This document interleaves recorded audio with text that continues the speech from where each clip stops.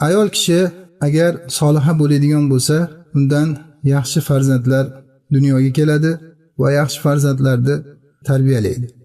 Aimmalarni, imomlarni, olimlarni, allomalarni hayotiga qaraydigan bo'lsak, ularni alloma bo'lishligiga, olim bo'lishligiga asosiy sabab onalari.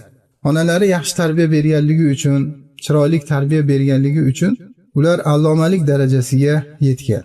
Masalan, misol qilib Imom Shofiy rahimahullohni oladigan bo'lsak, u kishi yoshliklarida yetim bo'lib qolgan, otalari vafot etgan. Otalaridan keyin u kishini tarbiyasi onasiga qolgan.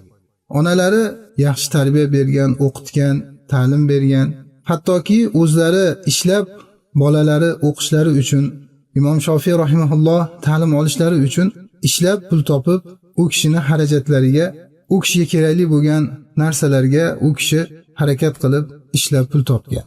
Va bundan boshqa aimmalarni ham qaraydigan bo'lsak, masalan Imom Buxoriy rahimahulloh, bu kishi ham otalaridan yetim bo'lib qolgan va onalari u kishini Imom Buxoriy, imom, ya'ni aimma bo'lishligiga sababchi bo'lgan.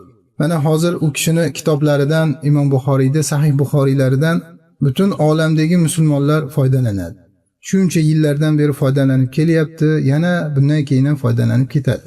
Mana shu o'sha foydalanishlikda Imom Buxoriyga qancha ajr savoblar bor. Va mana shu ajr savoblarda onalarning ham ulushlari bor. Onalarini ham nasibalari bor. Chunki onalari shu Imom Buxoriyda Sahih Buxoriyni yozishligiga hissasini qo'shgan onalari, yordamchi bo'lgan onalari, u kishini onalari. Shuning uchun erkak kishi farzandlariga birinchi soliha yaxshi onani tanlashlik kerak.